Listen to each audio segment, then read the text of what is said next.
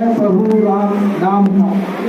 हरे नामैव नामैव नामैव गति केवलम कलौ नास्ति नास्ति था। कलयुग में भगवान के नाम का उच्चारण बहुत बड़ा शक्तिवर्धक है। श्री राम जय राम जय जय राम, श्री राम जय राम जय जय राम, श्री राम जय राम जय जय राम, श्री राम जय राम जय जय राम, श्री राम जय राम जय जय राम, श्री राम जय राम जय जय राम। धर्म की जय हो, धर्म की जय हो, अधर्म का प्राणियों में विश्व का गौ माता की, आर्थ शंकराचार्य भगवान की, सनातन धर्म की, शिवा पार्वती पतये हर हर महादेव। पर्यावरण संरक्षण के लिए आप सब पर्यावरण प्रेमी इस स्थल पर एकत्रित हैं और पर्यावरण की रक्षा के लिए खासकर पर्यावरण जो आधारित है वो पेड़ों पर है, क्योंकि प्राणवायु आवश्यक है सबको जिंदा रहने के लिए और प्राणवायु को शक्तिशाली रखने के लिए इतना जरूरी है। ये बहुत अच्छा समागम है जब वृक्षारोपण के कार्य में खासकर देवव्रत को आरोपित करने के लिए धरती में आप लोगों ने बीड़ा उठाया है और हमारा डॉक्टर धर्मेंद्र जी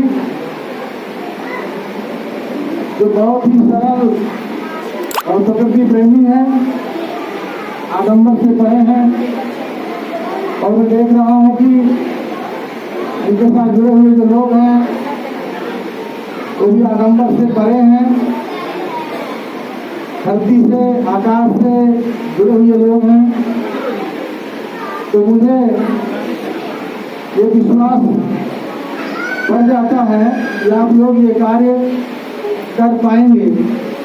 इस कार्य की चर्चा आप लोग यहाँ कर रहे हैं और पहले से जुटे हैं। 2 मंजिला और 5 स्टार जीवन शैली जीने वाले महान लोग ये चर्चाएं करते हैं, लेकिन विश्वास कम होता है क्योंकि वो स्वयं उन परिस्थितियों से ठीक नहीं है। इन परिस्थितियों में पर्यावरण और वृक्षारोपण का कार्य जाना जा सकता है और किया जा सकता है। भारत सरकार और राज्य की सरकारें भी इस कार्य को समझती तो हैं और अपने संसाधनों के द्वारा करना भी चाहती हैं। हर साल जब मानसून आता है तो तमाम राज्यों से खबरें आती हैं, जिलों से खबरें आती हैं, लोग बड़े रिकॉर्ड बनाते हैं, गिनीज बुक में दिखाते हैं कि हमने एक दिन में एक जिले में इतने लाख या इतने करोड़ वृक्षारोपण कर लिया।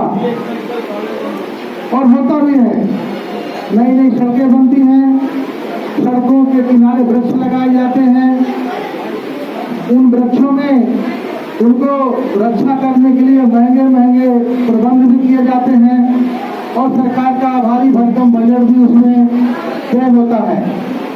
लेकिन ये देखा जा सकता है कि 2 महीने के बाद, खासकर एक गर्मी का सीजन आ जाने के बाद, उन पेड़ों में कोई एकाध जीव दिखाई दिया तो बहुत उसका सौभाग्य है, अन्यथा वो सब रिकॉर्ड और लेखा जोखा में ही रह जाता है, क्योंकि वो सरकारी काम सरकारी लहजे से चलता है।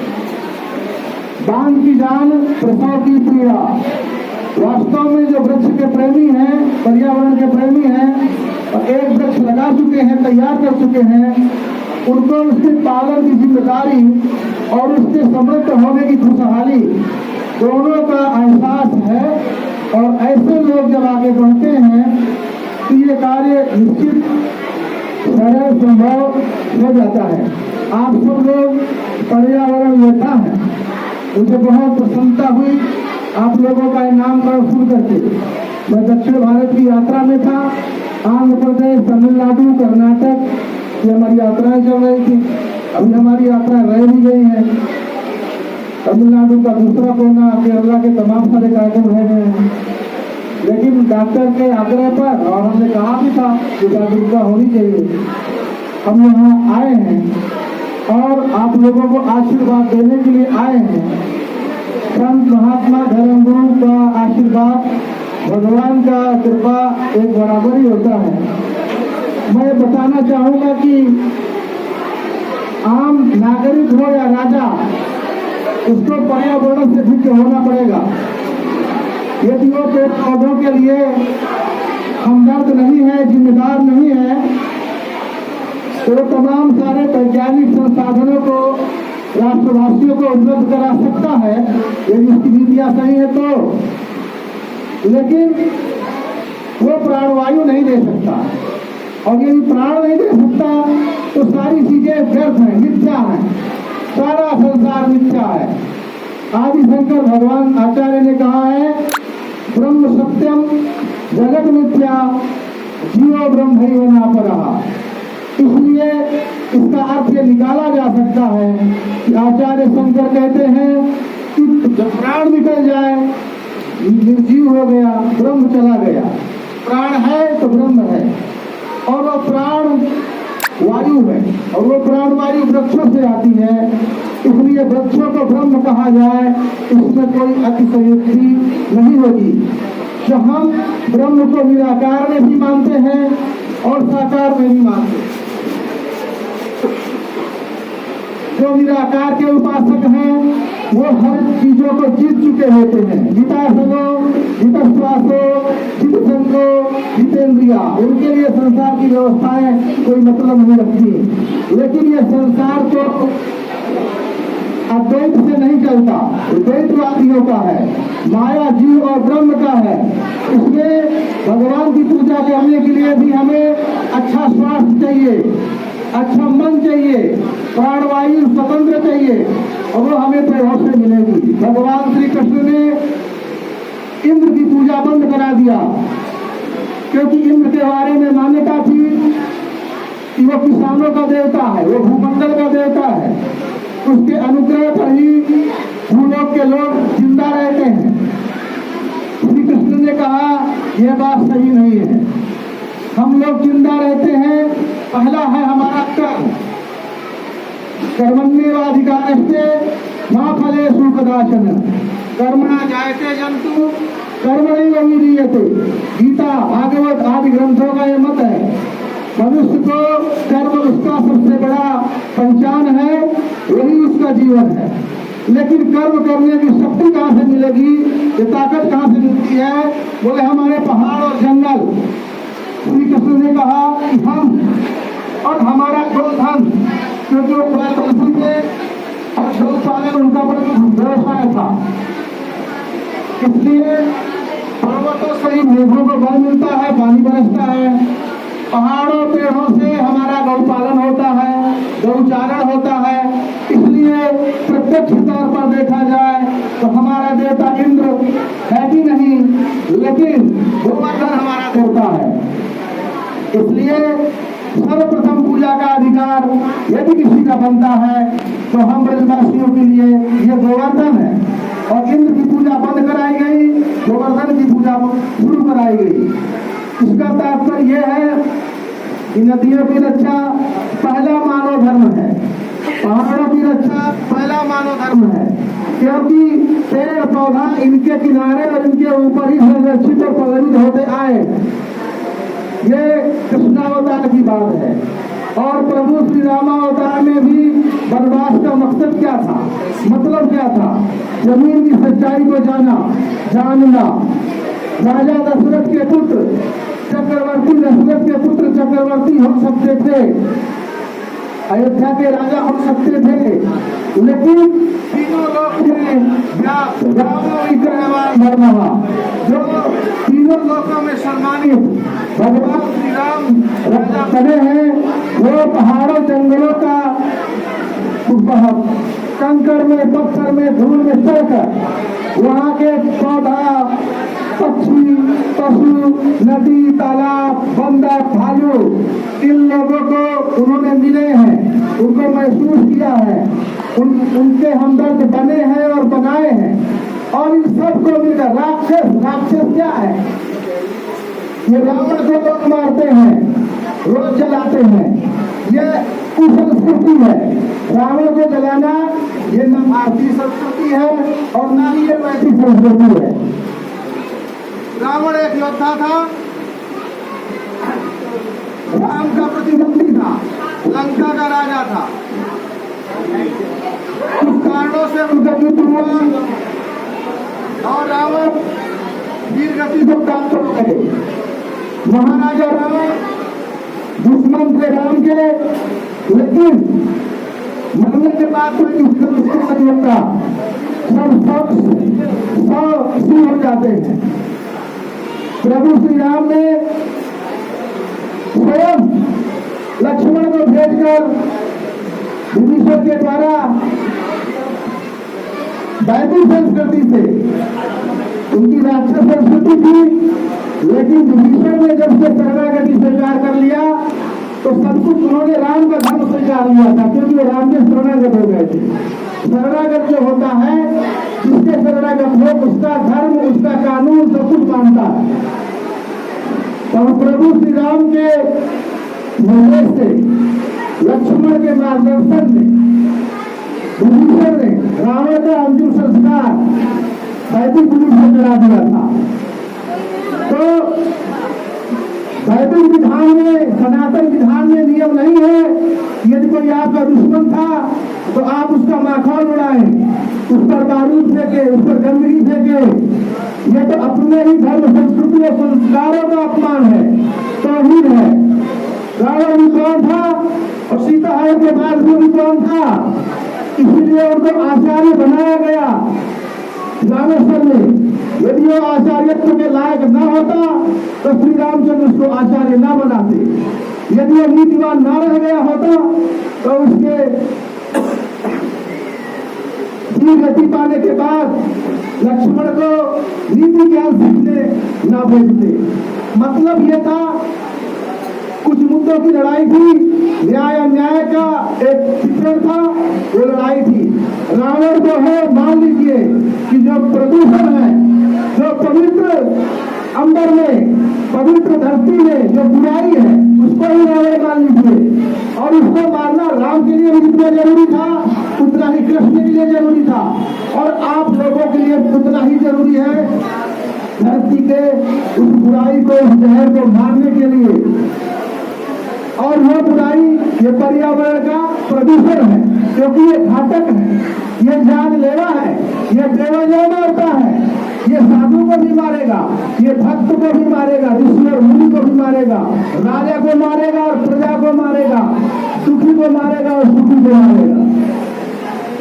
इस रावण को, इस राक्षस को परास्त करना है और इसको गति मशीन प्राप्त नहीं कर पाएंगे। दिल्ली वाले बोल सकते हैं, पटना के सरकार वाले बोल सकते हैं, उनका एक सिस्टम है, बोलते रहेंगे, उनके नियत पर हमें शक नहीं है, लेकिन उनका एक सिस्टम है और उस सिस्टम से बंधे हुए हैं, वो उतना ही कर सकते हैं। सरकारें भी आपके लिए है, आम जनजीवन के लिए है, और आपका आप आम जनजीवन है, आप योद्धा है। ये नाम अच्छा लगा मुझे और आप लोगों को सम्मानित करने के लिए रखा गया है। आप लोगों का ये कर्म ही सम्मान है, आप स्वयं सम्मानित हैं, और यही अब तक सम्मान है और आने वाले दिनों में और सम्मान होगा। कीर्ति यशस्वी, जिसकी कीर्ति जिंदा है वो हमेशा जीवित रहता है, और कीर्ति सत्कर्मियों की होती है। दुराचारी कभी कीर्तिवान नहीं होते। राक्षस लोग अपने शासन में कुछ दिखा सकते हैं, बुलवा सकते हैं। हिरण्यकश्यपु ने भगवान ही घोषित कर दिया था, लेकिन उन्हें कोई आदर की दृष्टि से तब भी ना देखा और आज भी नहीं देखता है। और मुख्य बात यह है कि जिस प्रकार बच्चा पालने में आनंद है माता पिता को, पेड़ पालने वाले महसूस करते होंगे कि एक पेड़ को पालन करके तैयार करने में जिसका आनंद मिलता है, जो इस धरती पर आनंदित है वो परलोक में भी आनंदित है। जो यहाँ शांति पा रहा है वो वहाँ शांति पा रहा है। जो यहाँ अशांत है वो वहाँ डबल अशांत है। मैं डॉक्टर को आशीर्वाद करता हूँ। वो आते हैं, गोवर्धन भी आए हैं, वहाँ पेड़ लगा के आए हैं। हमारे वहाँ पहले से पीपल के बहुत सारे वृक्ष लगे हैं। ये पीपल नीम तुलसी अभियान है। अभी एक माता बोल रही थी कोरोना आया, जो अस्पताल गया वो बच के नहीं आया, लेकिन जिसने पीपल नीम तुलसी नीम को काट किया नीम का काढ़ा तुलसी डाल के गुलची काढ़ा बनाया, वो घर में आनंद में रहा। धर्म और अच्छी था, ये धर्म है। रुद्राक्ष का वृक्ष धर्म है, नीम का वृक्ष धर्म है, बरगद धर्म है। यहाँ तक कि हमारी संस्कृति में जहरीले पेड़ों को भी धर्म कहा गया है, क्योंकि वसुधैव कुटुम्बकम, मानो संसार में जो है कोई चीज मिथ्या नहीं है, उसका उपयोग सही जगह होना चाहिए। सबकी रक्षा हो, पेड़ों की रक्षा हो। धर्म रक्षति रक्षिता, तुम धर्म की रक्षा करो, धर्म तुम्हारी रक्षा करेगा। तुम पर्यावरण की रक्षा करो, पेड़ों की रक्षा करो, पेड़ तुम्हारी रक्षा करेगी। ये बरगद पीपल, इसमें कितने लोगों को आश्रय है, धूप से आश्रय, बारिश से आश्रय, चिड़ियों को फल। ये डॉक्टर सुनाया करते हैं पीपल धर्मशाला है, गौशाला है, पाठशाला है, क्या क्या है, अभी सुनाया नहीं। और हमारी जो सांस्कृतिक मान्यता है, जब कोई मर जाता है और आत्माएं जब अच्छी गति में होती है और मोक्ष से पहले का जिनका पीरियड होता है, तो उनका निवास कहाँ रहता है? लोग तो यही मानते हैं कि पीपल के वृक्ष में ही रहता है। ये सब देव वृक्ष है। आप लोगों का अभियान बिहार में, राज्य में, गांव में, पूरे भारतवर्ष में फैलना चाहिए। नेपाल हमारा मित्र राष्ट्र है, सांस्कृतिक तौर से भी, राजनैतिक तौर से भी, धार्मिक तौर से भी। वहाँ भी हरियाली बढ़नी चाहिए, पर्यावरण के लोगों को आगे आना चाहिए। और इसके लिए मैं आप लोगों को बोलता हूँ योद्धाओं को सम्मानित किया जाए और आगे उनके कार्यों में जुटे रहने के लिए छोड़ दिया जाए। चारों दिशाओं में फैल जाओ, पर्यावरण की रक्षा करो। और जो पर्यावरण के दुश्मन है उन अज्ञानियों को समझाओ कि तुम पर्यावरण के दुश्मन नहीं हो, तुम अपने दुश्मन हो। कम से कम अपने आप दुश्मनी मत करो, अपने मित्र बन जाओ। और चारों हरियाली हो, हरियाली हो, पर्यावरण शुद्ध हो, वायुमंडल शुद्ध हो और सबके मन पवित्र हो। बस यही तो मेरी और मेरे देवों की कामना है।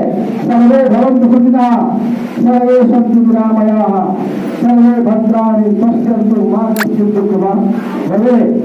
ये देवो शान्तिरन्तरिक्षगं शान्ति पृथिवी शान्तिरापः शान्तिरोषधया शान्ति वनस्पतया शान्ति विश्वे देवाः शान्ति। पृथ्वी में शांति हो, आकाश में शांति हो, वृक्ष शांत हो, जल शांत हो, सब कुछ आकाश शांत हो। ये अशांत किया गया है, ये शांत नहीं था। अनादि ये शांत है, लेकिन अशांत कर दिया गया है। और इस अशांति के मूल में कोई और नहीं है, शेर नहीं है, बाघ नहीं है, भूत प्रेत नहीं है, राक्षस नहीं है। इस पर्यावरण को शांति का जो मूल कार्य थे वो दो टांग वाला इंसान ही है, जबकि इसकी रक्षा की जिम्मेदारी है। इसलिए दो टांग वाले मनुष्यों में जो बुद्धिमान लोग हैं उनकी जिम्मेदारी है कि उसको सुधारे और आगे उसको सही दिशा में ले जाए। सबको बहुत बहुत आशीर्वाद। आपके शरीर से, मन से, बुद्धि से तंदुरुस्त रहो, स्वस्थ रहो। अपने जाने के लिए की बात आगे बंद रखो और जीत रहे अपने युद्ध को। नमः पार्वती पतये हर हर महादेव।